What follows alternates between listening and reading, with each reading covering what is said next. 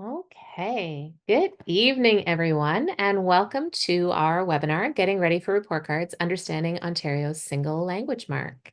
We're happy that you are all able to join us this evening. And before we get going, I want to start our time together by acknowledging that Dyslexia Canada and IDA Ontario serve individuals on the traditional territories of all the First Nations, Inuit, and Métis across Canada. We recognize and deeply appreciate their historic connection to our country. This acknowledgement reminds us of our responsibilities to our relationships and the ancestral lands on which we learn, share, and live. So we are so happy that you are able to join us this evening. And here's a quick overview of how we're going to structure our time together this evening, beginning with an overview of some of the basics of evaluation, what has and has not changed with the new language curriculum, and some considerations as we determine 1 mark and the comments to support that on the report card. We're then going to hear from our wonderful ONlit panelists as they share updates on their case studies in primary, junior, and intermediate, their observations, conversations, and products, their use of the achievement chart, and how they determined 1 mark based on evidence of learning. We're going to wrap up our time together this evening with questions, and thank you to those of you that submitted questions in advance. We've sprinkled those all throughout the webinar. If any questions pop up that you'd like to share with the presenters, please put them in the Q&A box and not in the chat, and we will address them at the end. As we wrap up, we will find out who has won our prize. And tonight's prize is Next Steps in Literacy Instruction, the 2nd edition. And this book really provides clear and practical answers to how educators can translate the results of universal screening into evidence-based instruction, targeted interventions, and improved reading outcomes. It's a fantastic read. ONlit has done some book clubs with this book, both in English and in French this winter. You can check out those slides from both the English and the French on onlit.org. And there are recordings of the French session that you can check out while you're there. And to note, this book is also available for free through the OCT library. So stick around until the end of the session tonight to see if you are the winner. Before we dig in, I want to take a moment to introduce the team that's joining me tonight and thank them for helping to gather all of the great information that we're going to be sharing. Laura, Siobhan, and Melissa are members of our curriculum assistance team and have shared some case studies that we're going to take a look at a little bit later. We also have our ONlit team answering questions in the Q&A. So if questions come up as we chat tonight, place them in the Q&A and we will do our best to get you an answer or let you know that an answer is coming. And I am going to start us off. I am Jordan Sloan, a bilingual literacy coach with the Renfrew County District School Board, and I've had the pleasure of working with ONlit since its launch. I was the co-host of the Coaching Network and the host of the French Next Steps Book Club, and love sharing the work that we do through ONlit. So as we get into this material, I want to emphasize that we are presenting general suggestions. Your board may have specific policies and requirements, and without a doubt, these take precedence over anything that we are going to suggest tonight. Listen to your board before you listen to us. You will also want to seek guidance from your board with regards to reporting policies for multilingual learners and special education, as well as for their policy around the use of the NA for the early reading screening section of the new report card. And we are all coming to this journey from our own starting places and have experienced learning at our own pace and in our own way. So as we move through tonight's material, please be mindful that everyone is coming to this from their own understanding and from a place of trying to improve their practice. Consider what you can learn from engaging with viewpoints that do not mirror your own. Engage critically with the content. Do not allow your first thought to be your only thought. Know that growing and learning means that you may shift your positions, revisit your assumptions, and advance your thinking, and ensure that conversations are supportive, fostering an environment for growth and learning. So let's get started with some evaluation basics. We will start with what has not changed before digging into what has evolved. We are going to look into comments, evaluation versus assessment, and sources of assessment data. So what has not changed? Point 1 on this slide is a reminder that we teach and assess the specific expectations of the curriculum, but that we evaluate a student's achievement of the overall expectations for that grade. This has not changed from the previous language curriculum, and it's applicable to all subject areas of our Ontario curriculums. We certainly continue to differentiate for our students, to meet them where they're at, and to work with them to fill gaps and continue forward momentum. And in some cases, we may be addressing things that are not part of our grade level curriculum with our whole class. When it comes to evaluation and reporting, Growing success reminds us that evaluation accurately summarizes and communicates what students know and can do with respect to the overall curriculum expectations. Remember that these are grade level expectations for the end of the school year and that your professional judgment plays a part in determining how a student is evaluated. The second point reminds us of just that, the value of our professional judgment as we determine which specific expectations to use when we evaluate the achievement of the overall expectations. We use that judgment to determine which expectations we will instruct and assess, but not necessarily evaluate. Remember that growing success states that determining a report card grade involves the interpretation of evidence collected through observations, conversations, and student products combined with the teacher's professional judgment. Another thing that has not changed is the use of the achievement chart as a framework for assessing and evaluating student achievement of the expectations of a particular subject or discipline. It enables teachers to make consistent judgments about the quality of student learning based on clear performance standards and on a body of evidence collected over time. It also provides teachers with a foundation for developing clear and specific feedback for students and parents. The achievement chart provides a way to organize the knowledge and skills students need to demonstrate into 4 broad categories of knowledge and skills. And it also describes a range of 4 levels, performance standards, that are used to measure or define the quality of a student's achievement of the expectations in a particular subject. Teachers assess and evaluate student work with reference to the achievement chart that is standard across the province. The achievement chart for language has been updated to provide examples that align with the new curriculum and to include nonverbal communication, stating expression and organization of ideas and information in oral, nonverbal, visual, and/or written forms, including digital and media forms. A set criteria is identified for each category in the achievement chart. So this is a quote: "The criteria are subsets of the knowledge and skills that define the category. The criteria identify the aspects of student performance that are assessed and/or evaluated, and they serve as a guide to what teachers look for.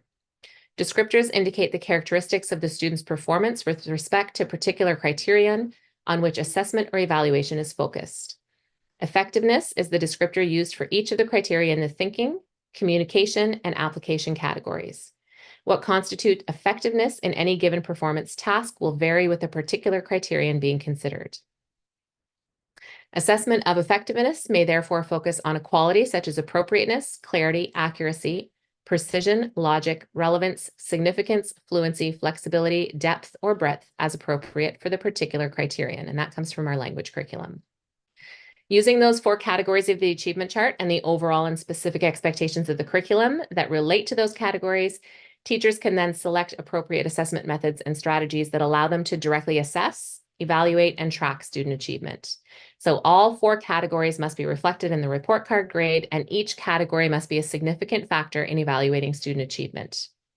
When assigning a grade or a mark, we need to consider the student's integrated learning across the strands in each reporting period collected over time, and using multiple sources of evidence increases the reliability and validity of the evaluation of student learning.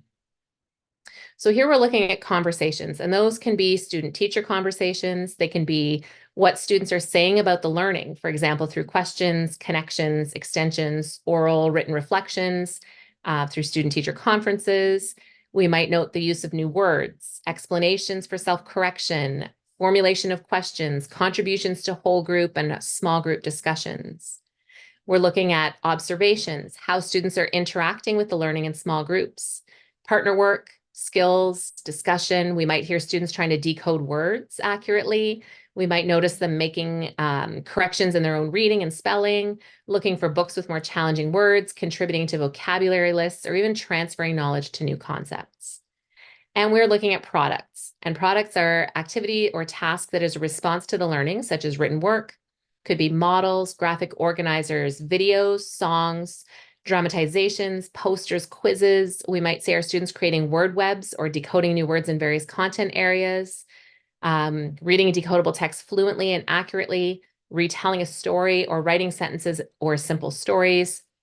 Our students might write letters to friends or to relatives. They might label diagrams, maybe create comic strips, or maybe even story maps. So moving on to what has changed. The 2023 Addendum to Growing Success has shifted to reporting student achievement as one overall grade or mark with supporting comments, with the idea that all of the strands are connected, and it's going to foster a cohesive approach to both the instruction and the assessment across the curriculum. The ministry emphasizes that we should consider the students' integrated learning across the strands in each reporting period when determining a single mark.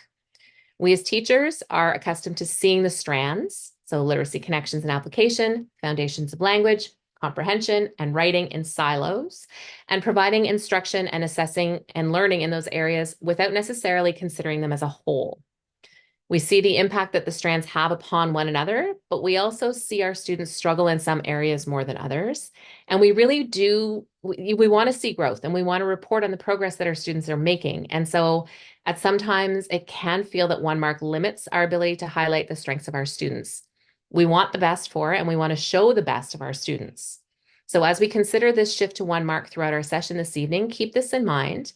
We're going to address some of the great questions that were sent in advance, and we will take a look at this idea in action with those case studies. So speaking of questions, this is a question that came in our first webinar and came back around many times this time. So we thought we would take another look. And the question really it's framed in regards to that change to that one mark. Is it expected that each strand is weighted equally when calculating one mark? So as we consider weighing the 4 strands to determine one report card mark, we need to remember to consider the instructional context. And this slide illustrates 2 possible contexts through pie charts showing different proportions of the strands. In the first chart, you're going to notice that strand B is weighted more heavily than the other strands. So what might be the instructional context that has led to this weighing? This might be a primary classroom with significant word level and reading and spelling needs, and perhaps the teacher is purposely giving a big push to teaching grapheme-phoneme correspondences and word level reading and spelling, knowing that this initial investment of instructional time is necessary to support strong comprehension and writing for strands C and D. Maybe, again, the same weighting could be a junior or intermediate classroom where students have limited awareness of morphology and syntax. So the teacher is strategically focused on building this knowledge of language foundations and conventions in light of the shift in the curriculum. In the second pie chart, you'll notice that strands C and D are weighted more heavily.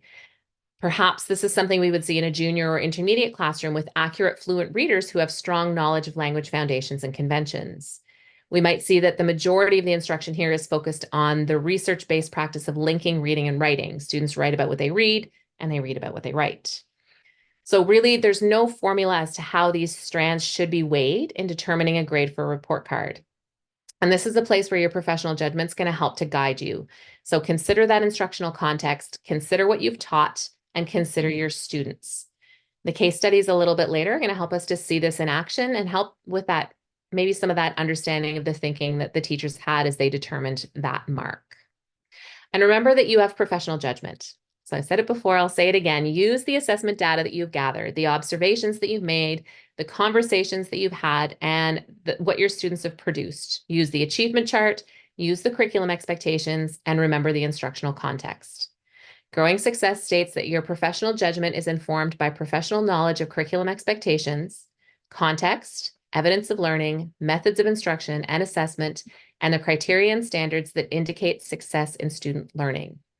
The teacher is to use their professional judgment in communicating achievement with parents and students.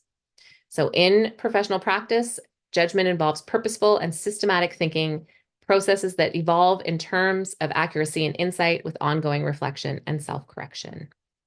And on that, we're going to come to another question that we received a few times. What should be included in a comment to reflect student learning and align with one single grade? Our comments become increasingly important as we make this shift to one mark. As always, we should focus on what students have learned. We should describe their significant strengths and identify next steps for improvement. We should continue to strive to use language that parents will understand and provide them with personalized, clear, precise, and meaningful feedback. Communication about student achievement should be designed to provide detailed information that will encourage students to set goals for learning, help teachers to establish plans for teaching, and assist parents in supporting learning at home. Our comments should describe key learning with qualifiers and descriptions, focusing on what students have learned. We can use the information that we've gathered from our observations, from our conversations, from our products to share specific examples of what students have done to demonstrate their strengths. We can then communicate next steps, sharing what the student still needs to accomplish, connected to their learning, and be meaningful, clear, and attainable. Our comments reflect personalized, clear, precise, and meaningful feedback. So although there are formal reporting periods, communication with parents and students about student achievement should be continuous throughout the year by a variety of means. That could be interviews, phone calls, checklists, informal reports. But the comments provide us with a way to communicate what we might have once captured in marks, and they're particularly important as we transition to some of the what and how we teach literacy. In a few slides from now, we're going to walk through some sample student profiles and highlight a few things that we might want to mention when we communicate with parents and families. So we're going to take a step away from evaluation for just a second in reporting to chat about the collection of data and the information that's going to help us as we work to determine that report card mark. So the difference between assessment and evaluation. Assessment and evaluation are different. Assessment is the process of gathering information that accurately reflects how well a student is achieving the curriculum expectations in a subject or course. Our educators are going to gather information about students before, during, and at or near the end of a period of instruction using a variety of assessment strategies and tools. And the primary purpose of assessment is to improve student learning. Assessment enables teachers and students to know what understandings, knowledge, and skills are to be learned, to help students develop capacity to be independent, autonomous learners, to determine where students are in their learning, and to guide next steps towards achieving learning goals. So our assessment should be planned concurrently with instruction. It should be integrated seamlessly into the learning cycle, illuminate what students know and can do, thereby guiding next steps in instruction as the teacher determines how to address strengths and learning opportunities. And it should help both teachers and students monitor progress towards achieving goals. Evaluation is the process of judging the quality of a student's learning of the achievement of the overall expectations. Teachers use their professional judgment to determine which specific expectations to teach in order to evaluate achievement of the overall expectations. Evaluation accurately summarizes and communicates to parents and others and students themselves what students know and can do with respect to the overall curriculum expectations. Evaluation is based on assessment of learning that provides evidence of student achievement at strategic times throughout the course and often at the end of a period of learning. The primary purpose of assessment is to improve student learning. So consider what you use to assess your students. How are you gathering that information to determine what evidence-based instruction you will provide to align with the needs of your students? And this leads nicely into another question that was sent in advance of tonight's session. How do I determine a reading mark without using a level-based assessment? So this is a really important question and a really common question that we are hearing a lot this year. And I think it stems from the point that many boards are shifting away from using DRA, Fontes de Pinel, GB+, AlphaGen, due to many concerns about how poorly researched these tools are. The Ontario Human Rights Commission summarizes this issue really nicely, highlighting that these tools are not well researched and we cannot trust the data that they provide. The idea of reading levels is really unreliable and not instructionally useful, and these tools don't tell us about the important skills that we as educators need to know to effectively teach children to read. There's a really great handout on ONlit called Reconsidering Reading Levels that walks through some of these points. So take a look, onlit.org, if you are interested. There's another issue at play here, and that's that even ignoring these points, should we ever have been using these for evaluations in the first place? Even if these were high quality tools, which they're not, is that a meaningful source of insight that allows us to triangulate data points from conversations, observations, and products to generate a mark for reading? The authors and publishers of these measures emphasize that these levels are to be a tool for educators to help inform instruction and are not to be used for evaluation and reporting to parents. Our new language curriculum is skill-focused. It's grounded in the foundational language and literacy skills that we know from research are necessary for all children to be skilled, proficient readers, to be able to access all of the benefits literacy affords. Our evaluation and reporting is also skills-focused. On this slide, we've included a very, very simplified table highlighting some of the skills in the B2 Language Foundations continuum. Remember that there's a parallel continuum, the B3 Language Conventions continuum, that should also be used to understand student achievement and expectations. Understanding students' accuracy and automaticity with these language foundations, that B2 continuum, and language conventions, the B3 continuum, in combination with the B1 overall expectations of oral and nonverbal communication, can be triangulated for a mark for strand B. A level-based assessment is not needed, and it is not appropriate.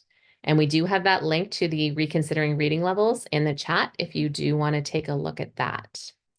While boards are shifting away from those tools, the F&P, the DRA, the PM, the GB+, many are exploring early reading screeners, and this is fantastic.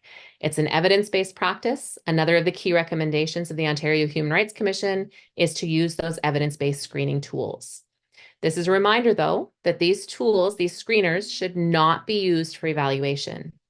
The ministry explicitly states that screening data from those tools like Acadience, DIBELS, EDCBM, and AIMSweb should not be used for the evaluation of curriculum expectations. Again, check out that link to Reconsidering Reading Levels. It's going to give you a really clear breakdown of those differences between screening, diagnostic assessment, progress monitoring, and evaluation. A note about screening measures: they are brief 1-minute indicators of a specific skill. They are not measures designed to evaluate student achievement of overall expectations in the curriculum.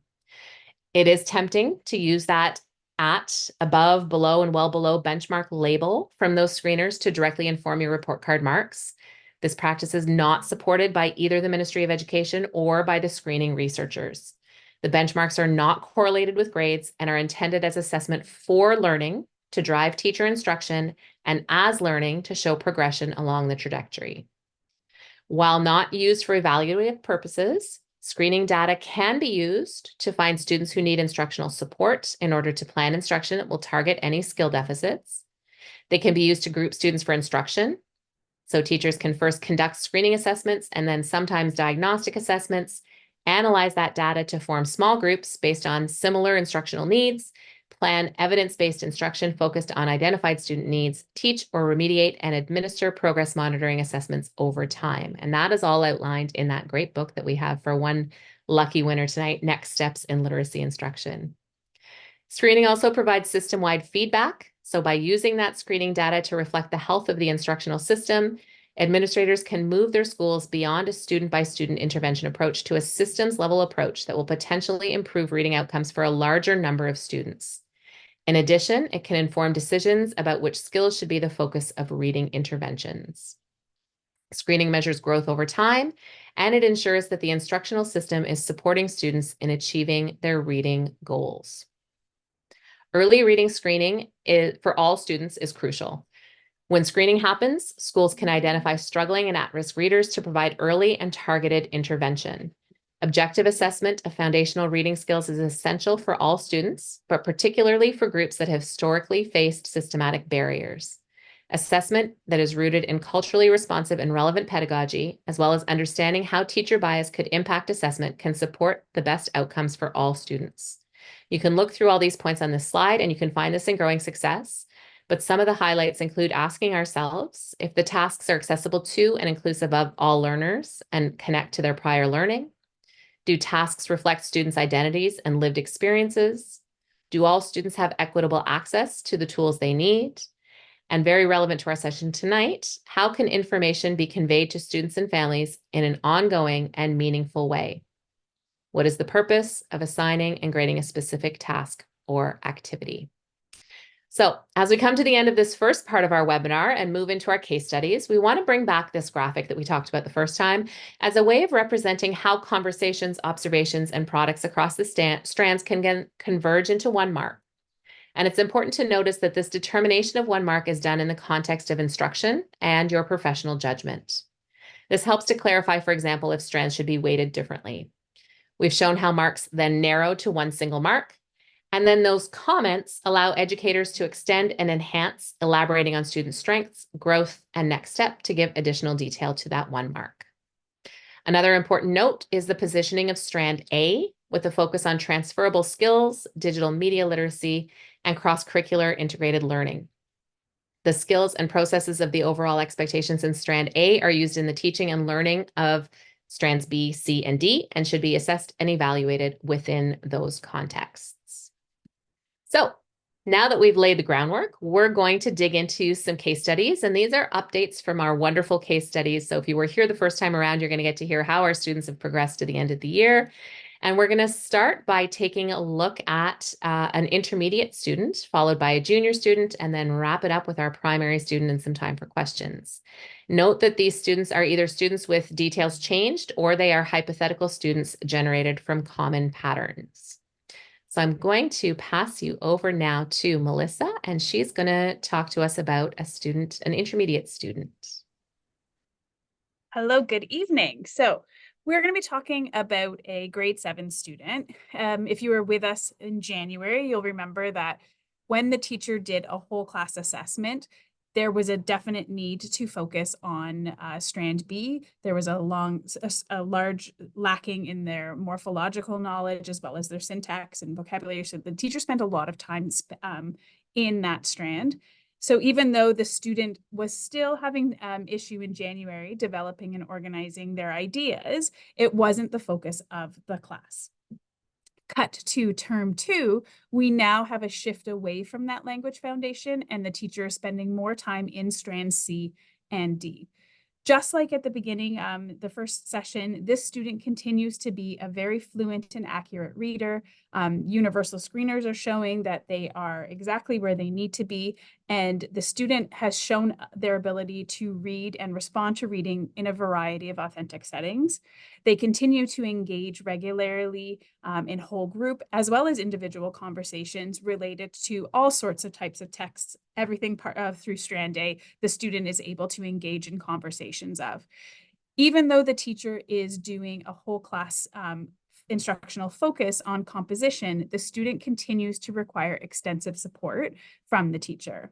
While they continue to show effectiveness in other areas of the language curriculum, that D1.1, the developing ideas and organizing content, as well as D1.2, the creating of content, continues to show areas of need. So thinking about the achievement chart here, we are, of course, moving towards thinking about the achievement chart as a whole. But of course, as we are learning through these strands, it is possible to see that a student can show their knowledge across one strand differently than in another strand. So when the teacher is looking at this student across the achievement chart, they notice that the student's areas of needs are closely tied to their ability to communicate through writing and to demonstrate proficiency in composition. When the teacher is looking at it through the lens of oral communication, the student has is able to show a higher degree of effectiveness. The other issue that the teacher is noticing is that the student is having difficulty applying their knowledge in new contexts. So while they might be able to learn, for instance, about morphology and syntax, when they go to apply that in a new situation, a new context, the student is having difficulty with that, despite still having high level of effectiveness in their oral capabilities. So what we're looking at here is that the first part at the top there is page 5 of Growing Success. So this is encouraging teachers, again, like Jordan has said, to use the professional judgment, but also to interpret the evidence, looking at the most consistent level of achievement, as well as special consideration to the most recent. So what we might have seen in February, you can sort of see here that in February and March, the student was struggling quite a lot and to show their abilities in composition. As we progressed through the term, we were seeing a little bit more consistency come out through the work, and that while our inclination might be to average across these grades, Growing Success does give us the ability to use our professional judgment as well as to think of this, the more recent evidence. You can see below too that when we're thinking about the time spent on each strand, in term 1, that strand B took up a lot more time, whereas here it was a little bit more equally weighted between strands D and C. Looking at, thinking about the student and how they've shown considerable effectiveness across strands A, B, and C, they're still limited in their ability to demonstrate proficiency in strand D. So as much as because the whole class instruction was focused on those strands C and D, the teacher has determined that the final grade here that best captures the achievement of this student at this time would be a 72, which would be a B minus, but it's intermediate, so they use that percentage. All right, thank you, Melissa, for walking us through that case study there. Good evening, everyone. My name is Siobain Doyle, and if you were with us last webinar, we walked through a junior case study working with a student in grade 5. So thinking back to slides here. There we go. So looking back to where the student was earlier in the year, to recap, back in January, she was a strong, accurate, and fluent reader with proficient spelling and morphological knowledge. She demonstrated strong comprehension and oral language skills, but struggled at times with compound and complex sentences, specifically when writing. We often saw either sentence fragments in her writing or run-on sentences, and she would frequently omit proper punctuation and capitalization. So because there showed to be a class-wide need in this area, significant instructional time was spent earlier in the year in Strand B, but specifically this B3 continuum, targeting syntax and sentence structure. And, with the introduction of the new curriculum, there was a lot of new learning for students, as well as teachers, myself included. So looking ahead now to where we are now in May, if we take a look at this same student now at this point in the year, we remark here that she continues to demonstrate strong decoding skills, reading with fluency and accuracy still, and that's been monitored throughout the year with the help of things like oral reading fluency measures to monitor her progress. Her spelling continues to develop as well as her morphological knowledge, keeping in mind that explicit instruction in morphology has continued throughout the year as well and become increasingly more complex as the year's gone on. And the student has now demonstrated growth in the area of language conventions. She is now applying many of these conventions in her writing, improving her composition. So here we have our achievement chart. And if you look in the top corner there, you can see how our pie chart is broken down. And you'll notice that a lot of the weight in this term was spent in Strand D. So that's focusing on things like developing, creating, publishing texts. As we mentioned, the student has shown significant growth in applying her knowledge of language conventions from Strand B in her creation of texts now. So specifically, once again, that B3 continuum of learning, which included specific conventions that were the focus of instruction. So these may have been things like independent and dependent clauses, sentence fragments, appositives, as well as building towards complex and compound sentences. We saw before that our student often was limited to simple sentences. So her use of capitalization and punctuation has improved, though she still requires occasional support in prompting to apply them when writing her own independent texts. And these might be in contexts such as like proper nouns, adjectives, commas after transition words, things like that.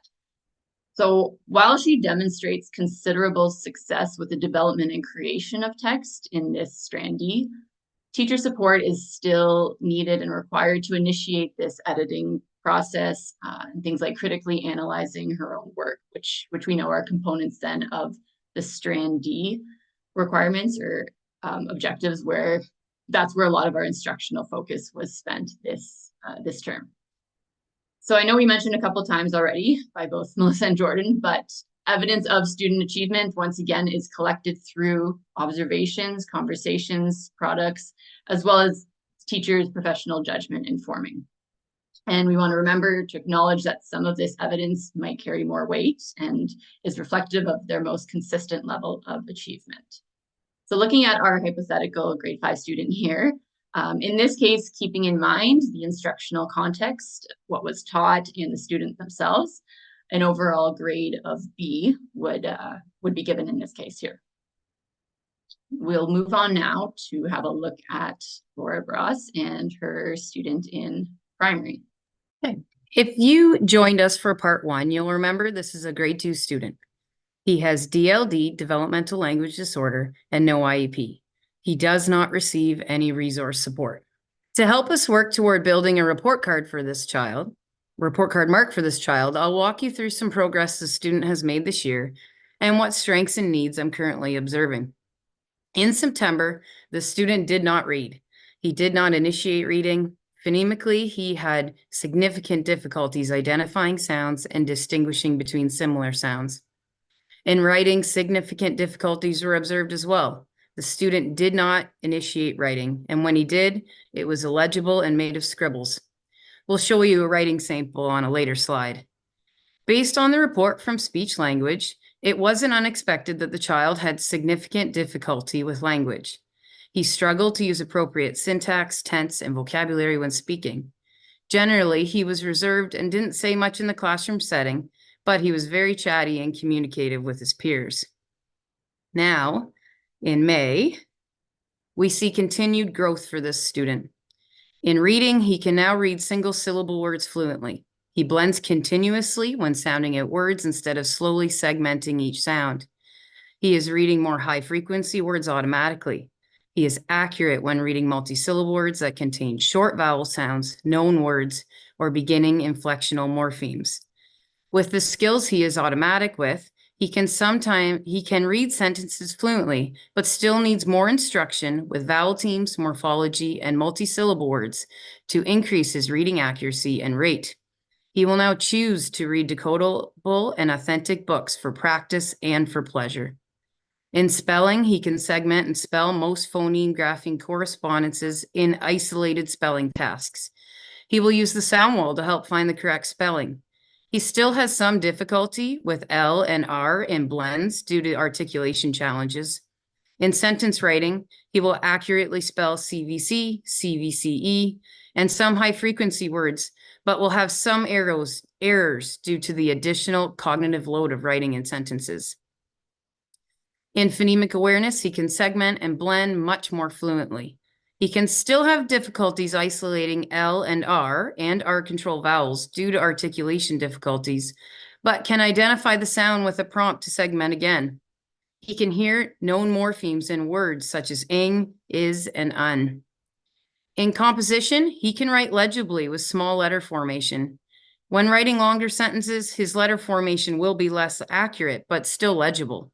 He will now write simple sentences confidently and independently. He can write some high-frequency words automatically, such as and, will, and the, and will segment and spell each sound in other words. He will start writing on his own without needing prompts or a sentence starter from the teacher. He now chooses to write during free choice activities. In comprehension, he is engaged during read-alouds and will make relevant comments and predictions on the text. He will write in a response to a read-aloud, which I'll show in an example later on. With decodables that he can read fluently, he can summarize and retell the important details. He needs further instruction on syntax when reading complex sentences to ensure his reading comprehension growth. In oral language, he continues to share his thinking and use newly taught vocabulary in conversation. He notices taught vocabulary words during read-alouds and conversations. When he heard the word occasional on the announcements, he announced to the class that it means that we can only do that now and then, not very often. He loves hearing our new vocabulary words in authentic conversation. While it isn't to be used for evaluation, here are data from this child's universal screening. This slide shows nonsense word fluency, which is a measure of students' ability to read non-words. It generates 2 scores, the number of correct letter sounds and the number of whole words read. In September, this child was well below benchmark in both scores. His word level reading was really, really weak. Across the year, with explicit and systematic instruction in phonics, decoding, and spelling, these skills have strengthened, and we see really significant growth in these skills, with them meeting benchmark in March. I have now stopped progress monitoring this skill since he has met the target. I am also monitoring this child's progress with reading connected text. While there is growth across the year, it's slower than the growth we see in NWF. This isn't surprising, since an oral reading fluency measure taps a really large outcome skill. the ability to read connected text accurately at a good rate. It is an indicator of overall reading proficiency. So it makes sense that this is moving more slowly than word level reading in NWF. I continue to use ORF since it marks our goal. We want to see this child reading accurately at a good rate. This spring, I also started using the progress monitoring passages from UFly. This gives me an additional source of information and helps to highlight how he's doing with the code he has been taught. Now let's look at some writing samples. First, we have his September spelling diagnostic. He has some consistent consonant letter sound knowledge. From my observation notes, he really struggled with letter formation during this task, and as the list progressed, he was exhausted by it. Word 12, I had to help him get through it as he was getting overwhelmed by the workload. Next, we see this diagnostic, which was completed again in January. This was completely unassisted and done in a whole group setting. He happily completed it. Letter formation has improved greatly, and his pencil grip no longer exhausts his hands. He is accurate with consonant sounds and blends, short vowels, and some digraphs. I had not yet explicitly taught long vowel teams in our sequence, so it's expected that he did not include that pattern. Finally, we see the diagnostic completed again last week. Again, he completed this unassisted in a whole group setting. He happily spelled the words, giving me little grins when he knew he had it right. His letter formation continues to improve. We can see his accuracy with CVC, most blends, and CVCE. He is accurate with the suffix ing. He still requires more instruction and practice opportunities on vowel teams and affixes, but all the words are phonemically accurate. He was so proud when I laid these 3 samples out for him to see the visible evidence of his growth this year. Now let's look at some authentic writing. I honestly do not have a September sample. The student could not write on his own. It would be scribbles or lines. It was through our explicit spelling routines that he began to start writing. In January, he completed this writing task. In our science unit on structures. To lead up to this, students worked in groups to reread a text about a famous structure, and then using a template inspired by the writing revolution, they crafted 4 well-written sentences. I was then able to meet with this student and rewrite his 4 sentences on his page, so he had a neat model to use. He then took these sentences and combined them into this paragraph about the Eiffel Tower. He was so proud of this work and proudly displayed it on our hallway bulletin board. In the January example, he needed lots of support to get these complex sentences onto the page. Now I have an example from just last week of his writing that was completely unassisted. During our class read aloud, we were finishing the 3rd book from the Wild Robot series. For this read aloud, I gave each student a notebook, and each day they wrote a quick summary of what we read that day. The students were so engaged with this story and were so eager to update their own Wild Robot books each day. He wrote this sentence without any assistance. It was a perfect summary of what had happened in the read aloud that day. It is legible, mostly accurate, and was done completely independently without any assistance. Such growth from his anxious scribbles in September. Instructional routines are an essential part of our day. These routines are non-negotiables in our classroom. We always complete these, even on special days. We find a way to ensure they are complete. Our daily pen review is a routine inspired from the OG Classroom Educator training by Teachers for Reading Canada. We use pens for this because I do not want students to spend their precious time erasing. If we make an error, we strike it out and carry on. This normalizes error correction as part of our learning. In this 6-minute routine, we review previously taught content. First, for 30 seconds, we practice letter formation. I circulate and give immediate feedback to all students, but intentionally target the few students left who are still working on accuracy in this skill. After this, I reset our timer for 5 minutes.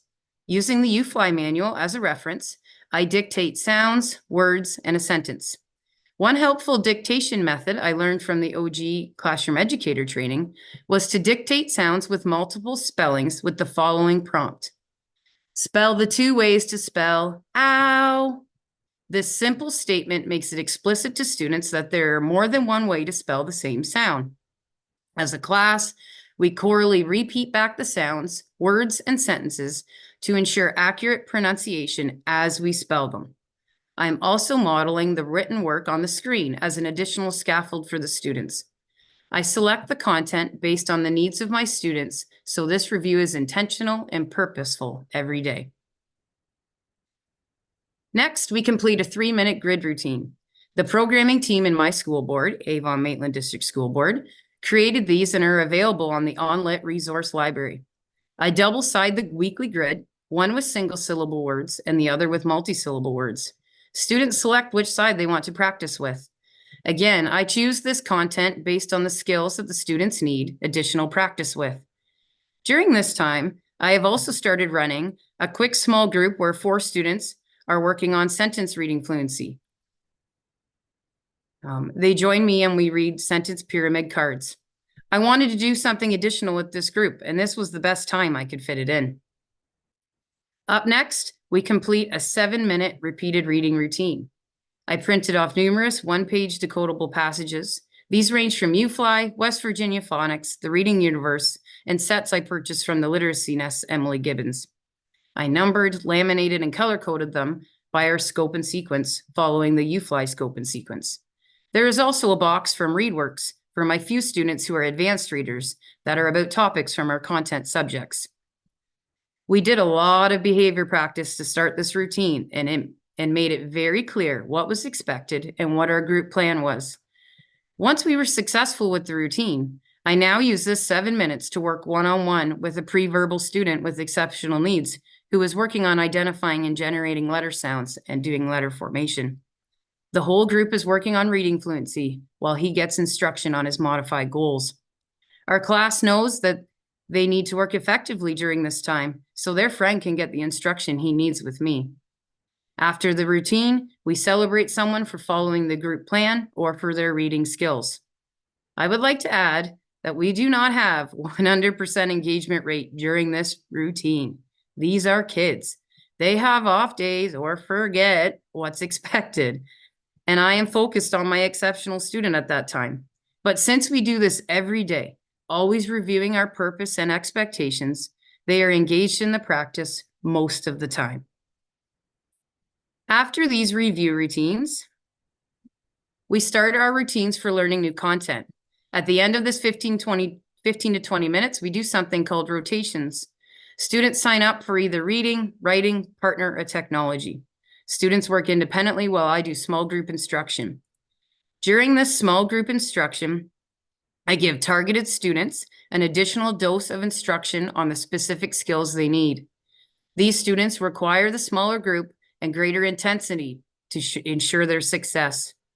Recently, with my grade 2 student, we have been reviewing vowel teams and a set of mnemonic cards. With a set of mnemonic cards, reading words and sentences from pyramid cards, the same set from the sentence fluency group mentioned previously, and then reading decodable text. A few months ago, I used the clapping game I learned from Sherry Rain during an IDA Ontario live event to teach continuous blending. This accelerated his blending and word reading skills immediately and made a huge impact on his word level reading. One final thing I would like to add is that these routines change slightly based on the skills and needs of the students. My class last year was much calmer. I could be more flexible in our routines and in the language I use. This year, my class is full of energy and they test my classroom management and instructional skills every day. They require clear and consistent routines and expectations.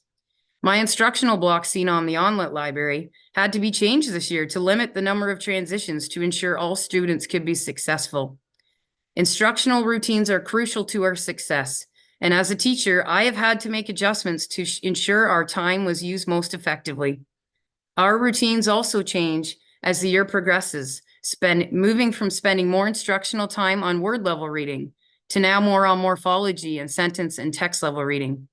These routines are my attempts at putting research into practice with a real group of students.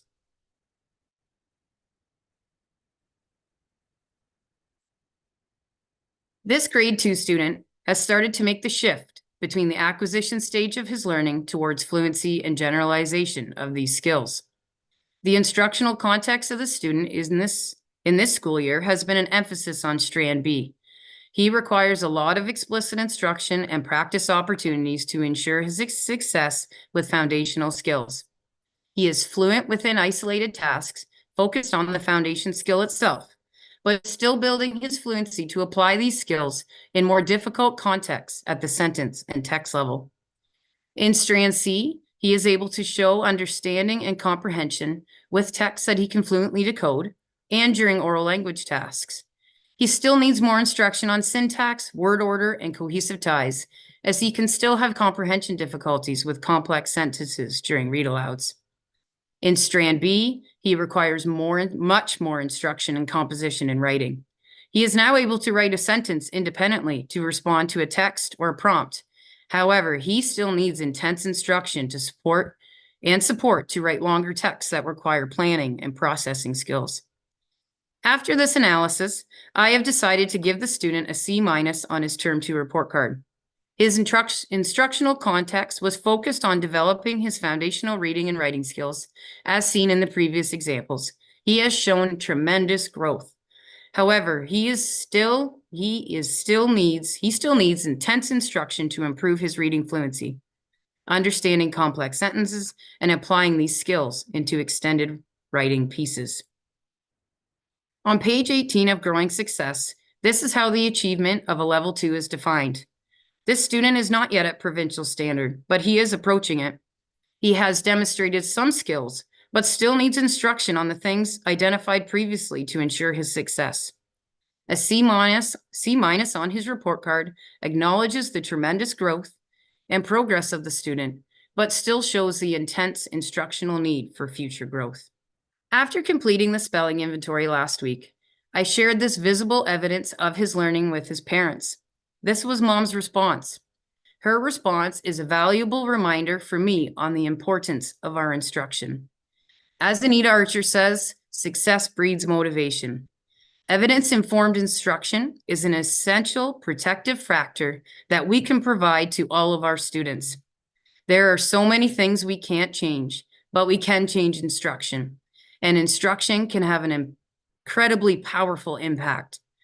Evidence-informed instruction supports our students' mental health and well-being, their achievement in school, and it ensures all students have equitable access to opportunities that they need to meet their potential. And now we're back to Jordan. Thank you to Laura, to Siobhan, and to Melissa for sharing these wonderful updates. We got lots of great feedback, Laura, in the chat. I'll give you a moment to take a look at that.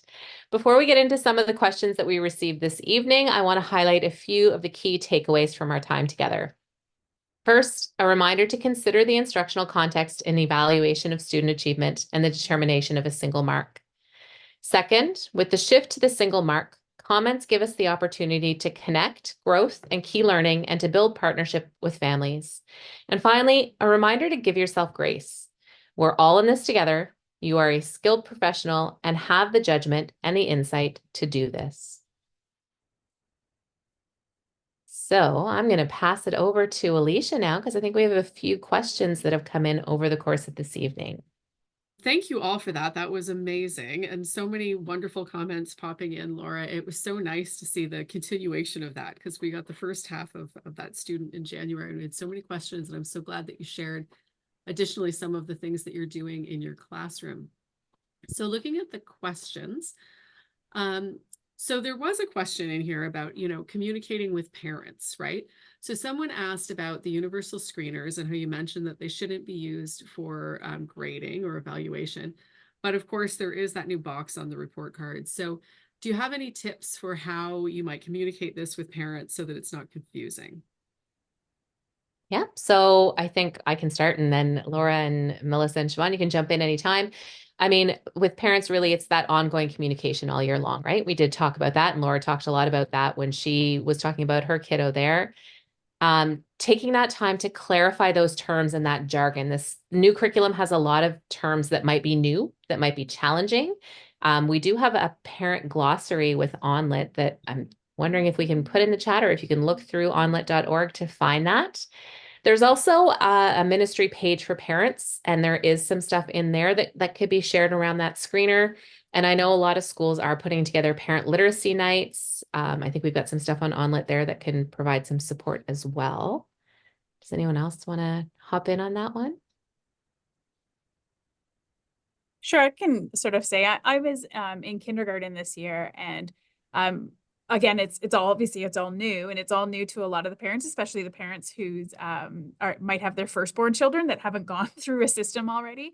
And it was just something that I sort of shared as extra evidence, right? It wasn't the only evidence that I was using, but it was part of the conversation. I found for kindergarten parents, they were actually quite happy to see this because of sort of a lack of maybe checklisty type things of being able to have something tangible to look at to see where their student is on a continuum. And they were really appreciative.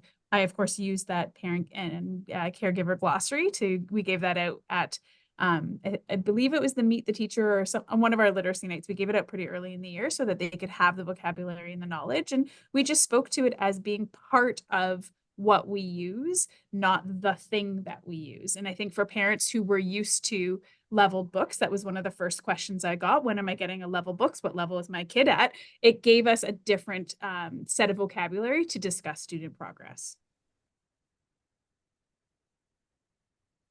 Did anybody else want to jump in on that? No? Okay, great. So another question here is, how much does decoding or reading a grade level text weigh on the overall mark? And there's an example of a student that has great ideas in writing with some spelling errors and can make incredible connections with books that are read, but is reading below grade level, with books that are read that are below grade level or that are read to him by the teacher, but the student cannot decode at grade level. So one mark seems like it's masking the fact that he cannot read at grade level, or is a lower mark masking the fact that it's just the decoding that is holding him back. So really, how do you weight that? I can start us off with that one, maybe. I would say that that's really when the comments come into play. And comments then can give nuance to, how the student is performing. So whether, you have your one mark, but then your comments can add those strengths or weaknesses for, in parent-friendly language as well. So they can better understand, okay, they get a better full picture of where their child is at. That's one thing I would highly suggest.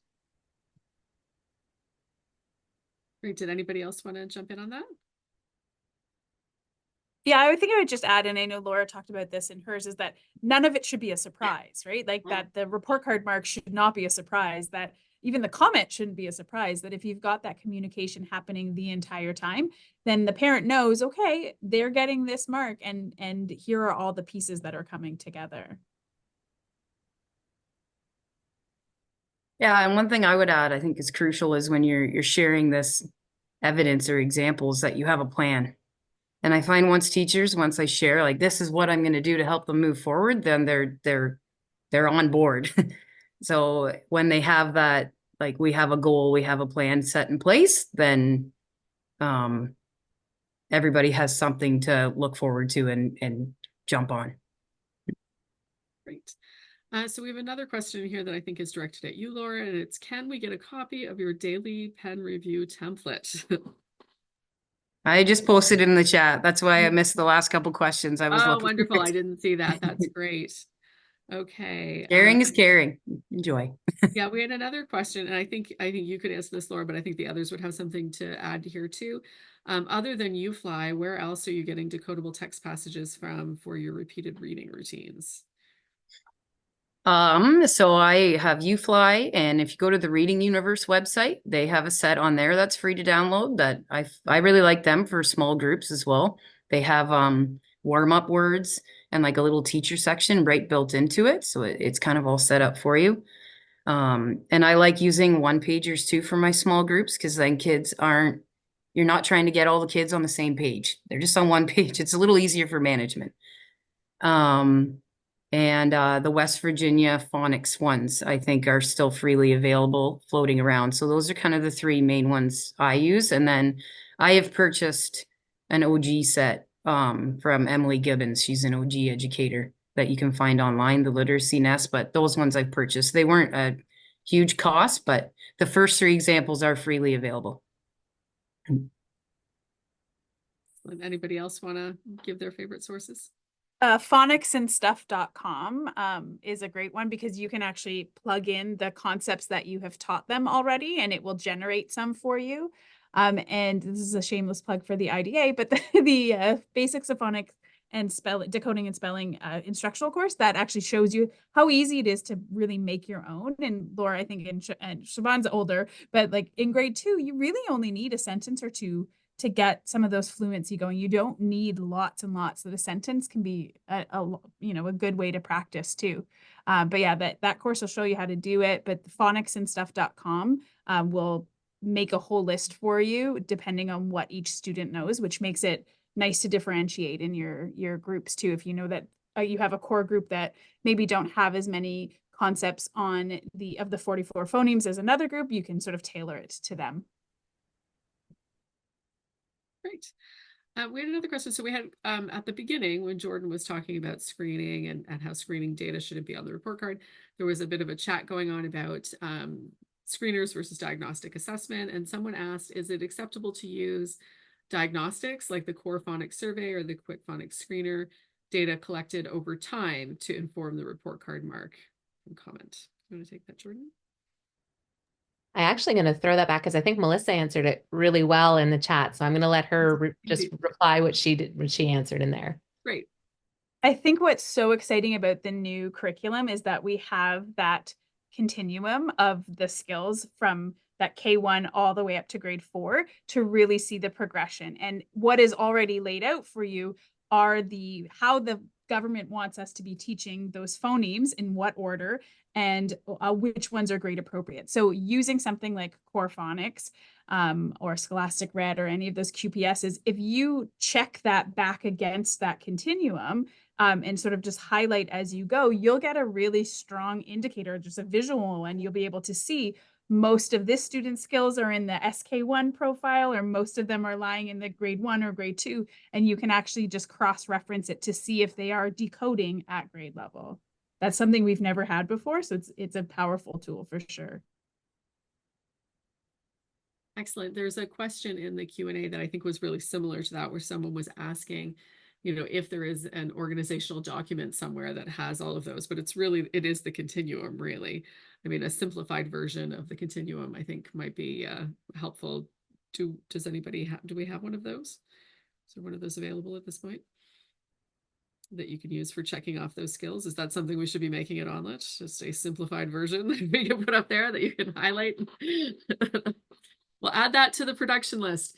Also on there, I saw a lot of questions about the mnemonic cards that you had, Laura.